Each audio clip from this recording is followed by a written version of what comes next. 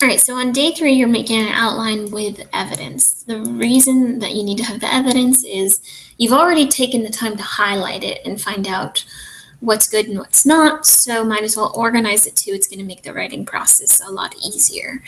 I've already started my outline right here. The thing I do to start my outline is I open a document, find my highlights, and find the ones I like the most, because I might have highlighted all willy-nilly before, and now I really see the most important things I highlighted. So let's go back here, for instance, and see.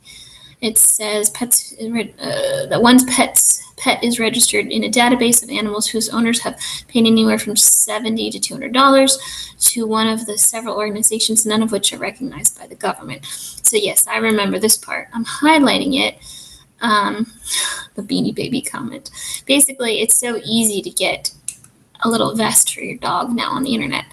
Copy, and I'm going to come over here, and I'm organizing these into categories. So my categories come from my quotes. I already found one in my other passage or article. It says in 2011, the National Service Animal Registry and commercials, blah, blah, blah. It was the one where it talks about how it used to only have 2,400 emotional support animals. Now there's 11,000. And I put a little PA next to it because I want to remember what article I got it from. It's the one called Pets Allowed. So this one is similar to that quote where it talks about how it's too easy for people to get this emotional support certification. They just go online now and do it. And that's from the PA article too. Other categories that I've gotten so far were the reason that you probably should not, you should probably make it more strict to have emotional support animals is the animal's behavior. This was from the article about the actual ADA laws that say the animal has to actually demonstrate a task for you. Then this one was from the PA one, the Pets Allowed article, where it says with the story about truffles on the airport. Another reason why they might need to make this harder is health reasons, that they do actually exclude service animals even from places where they need it to be sterile and healthy. So there is justification for excluding emotional support animals from restaurants and places where you need it to be a little bit cleaner. And then the last thing I can think of when I was copying and pasting these quotes, they fall under the category of legal. Only dogs are recognized as service animals under this law. Dogs are the sole function to provide dogs whose sole function is to provide comfort and emotional support do not qualify as service animals. So anytime I find a legal reason why they probably shouldn't let so many emotional support animals happen, I put it here, health reason here, animals behavior reason here. And I might need to change the title of this category as I find more things. So don't feel stuck to whatever category title you put. Just kind of give it a label, and then if you think you want to change this to laws or rules or something like that, you're allowed to later. So let's do another one. Oh, health code. It says, even with a card, it is against the law and a violation of the city's health code to take an animal into a restaurant. Okay, so I'm going to take this one, copy it. I'm pressing Control-C on my keyboard, C as in cat, and I'm putting it under health because I think it matches that one best. Oh, and don't forget to put your label, PA. It's from the Pets Allowed article. So I'm just giving my own little shorthand. Just make it up, whatever is meaningful to you. No such restrictions apply to service dogs, which, like Secret Service agents and Betty White, are allowed to go anywhere. In contrast to emotional support animals, a service dog is trained to perform a specific task. So that's the difference between an emotional support animal and a service dog. An emotional support animal is defined by the government as an untrained companion of any species that provides solace to someone with a disability or anxiety or depression. Maybe we put that one under legal. So I could right-click on it if I want, hit copy, come over to what's beginning to be my outline, and paste it there. Right-click, paste. And I'm going to put PA there. Okay. Next, let's see. It says no charge to the airlines. The Fair Housing Act says that you and your ESA can live in housing that prohibits pets. It says that the Air Carrier Act entitles you to fly with the ESA at no extra charge through airlines. So that one, yeah, I'm going to put both of those under the legal one. Right click, copy. And I am kind of putting a little bit too much, but that's okay. You're going to feel as you write what is too much and what is too little, and you don't have to take everything from your outline and put it in your actual essay. Last, it says both acts can stipulate that you must have a corroborating letter from a health professional. I'll just stick that one with the other one. So I'm just taking these, I'm taking these and I am categorizing them with labels, overarching labels. And some kids have trouble with that part. How did you make up the label? The label is just reading what you're talking about and coming up with a good category for it. It might take some practice though. So that one's done. Let's come up with this one called Advocates Fight Against Fake Service Dogs. So we might just call it AF. All right. They include guide dogs for blind, hearing, seizure, alert, and mental health. Service dogs. California-based Canine Companions for Independence, a nonprofit organization that provides highly trained assistance dogs for people with disabilities. The service dog fraud is making it more and more difficult for genuine owners to be taken seriously. Some of these could work in your introduction, so keep that in mind. I think I want to put that down here, like, because it's so easy to get, the fraud is happening more often now. I'll call this one AF. They have seen an increase in encounters with pet dogs out in public wearing service dog vests who have obviously not been trained. That one goes under the category of dog behavior. If I make a category like dog behavior and I find that I'm not going to fill it up, well, then I can't write a whole paragraph about it, and I might want to just use some of these quotes sprinkled throughout the articles or in my introduction and conclusion. In some cases, the fake service dogs are observed behaving badly, and there have been reports of people being bitten by these untrained animals. I'm just going to take that part because I might not borrow it word for word, but certainly that's an important thing to add.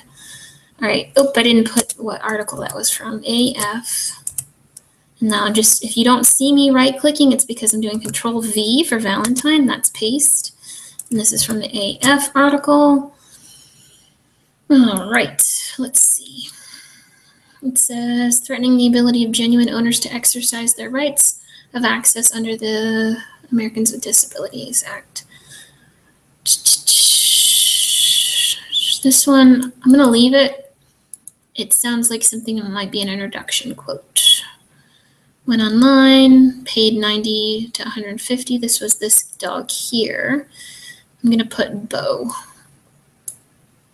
because the whole story of Bo, and she fully admits, the owner fully admits that she doesn't need it. She just likes having him with her on an airplane. AF. So we can borrow some of the details from that when we get there. It is a scenario that Jody Ambrose in Animal Behaviors and trainers experience traveling service dogs. These dogs are not machines, and one of the hardest things for them to do is when they're solicited by another dog not to play or fight. So they're actually getting into trouble with the actual service dogs because they're untrained. And I like her quote because she's a certified person who sounds more intelligent if we add her to our article because she's got training. So let's put AF, or rather, if we add her to our essay. Randy Dexter, post-traumatic stress disorder, remember him, traumatic brain injury, resulted from psychological problems. See, this one is telling us why we should keep an emotional support dog. And I'm torn, honestly, about whether or not they should make it harder to get them or not. but I have more evidence to go toward saying, no, you need to make it harder for them to get emotional support dogs. So that's the essay I'm going to write. Understand that whenever you get asked a question in an essay, if you have more evidence for the other side and you really don't even agree with that side, that's okay. You're just getting graded on writing an essay, not on how much truth is in that essay. You're using evidence from the essay to support something you're saying. You can change your mind when the essay is done. You can, if that helps you understand the idea of writing something that's not completely true. Okay. ESAs are required to have, are not required to have any formal training, but are allowed on board without an additional fee. I think we've gotten that part yet. Kelly Gorman Dunbar, a dog trainer from Berkeley. An emotional support animal is an animal that brings comfort and calmness to an individual that has some level of anxiety in public. Okay, I think a lot of this could be resolved by having different legislation about animals being allowed in public transportation. Okay, that's why I highlighted her name, because she's somebody who has a stronger opinion due to her job. So I'm going to put this up under legal because she thinks they need stronger legislation, and then that would be fine. And I also want to copy and paste her qualifications. Copy, paste. Okay, so this one's from the AF article. So now you have to kind of take an inventory of your topics and then decide what order they're going to go in. So I really think I want legal to go at the bottom because it's the strongest. And if you're going to make a case, like in front of a judge, you want to keep your strongest case for the very end because that's the case that the judge, or the part that the judge will remember. So I'm highlighting it, right-clicking it, right-clicking it, cutting it, moving everything up, and I'm going to go to the bottom and paste. I went Control V and pasted my legal paragraph. So we've got health, animals' behavior, easy to get. I think easy to get is the next strongest one. So here's a trick. You want to start with a strong one. You want to end with the strongest one. So we're going to right-click, cut, and we're going to paste it in front. Control V. Easy to get. So this is going to be paragraph number 1. And we could highlight this whole thing. I want to wait until I get it in the right order before I do that. Legal, animals' behavior, health. I think I want to combine health and legal because there's only 2 points for health. So the reason they are concerned and add laws is for people's health. So it kind of goes together. So now what I'm going to do is I'm going to highlight the whole thing and pick my outline structure, how I want it outlined, like that. All right, now we have 20. Geez Louise. Easy to get is the first body paragraph, but it's not the first paragraph. Your introduction is your first paragraph. Introduction.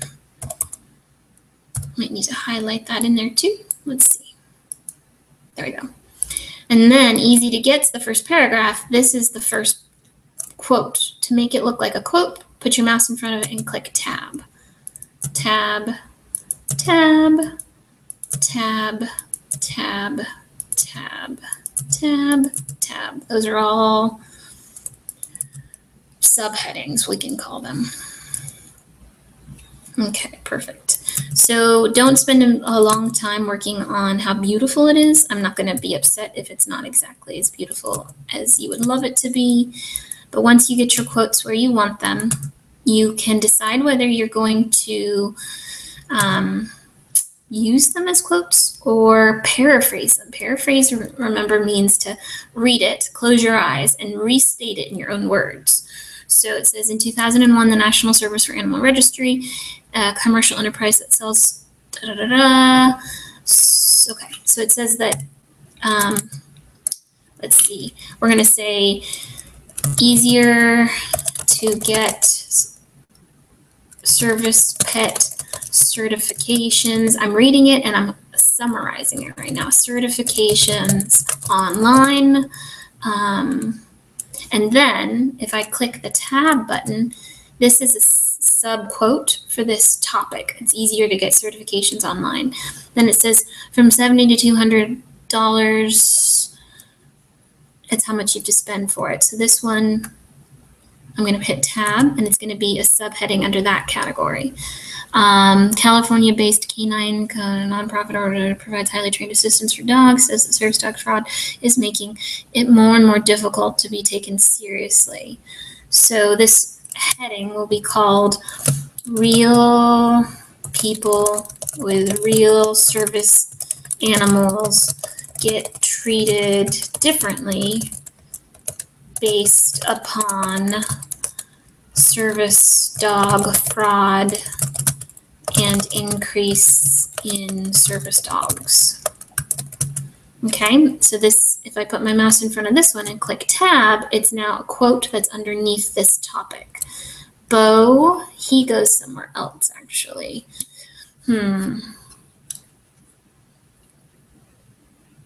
Okay, I think I want Bo. I'm gonna Control X, that's cutting him, Control X. I'm putting Bo right here, Control V, because I'm pressing backspace. I want it to be a letter next to Bo. It's so easy to get them online. In fact, this girl got it for her dog and she's not even sick. She just wants her dog to ride with her. That's why she did it. Fraud, increase, okay. It is a scenario that Jody Ambrose, the animal behaviors trainer, has experienced while traveling service dogs. When they are solicited by another dog, it's hard not to fight. Exclude service dogs. This is the health stuff. So this can be down here. We're going to make this topic, oops, my bad, health. I'm sorry if this is hard to follow, but I bet it'd be a little hard for you to get your stuff organized too. So don't worry if you struggle, because look, I'm struggling too. And then I put my mouse in front of it, clicked tab. Put my mouse in front of it, clicked tab. Now this is underneath the topic of health. Last but not least, we've got C and D that are tripping me up. It says these dogs are not machines. So this is behavior, actually.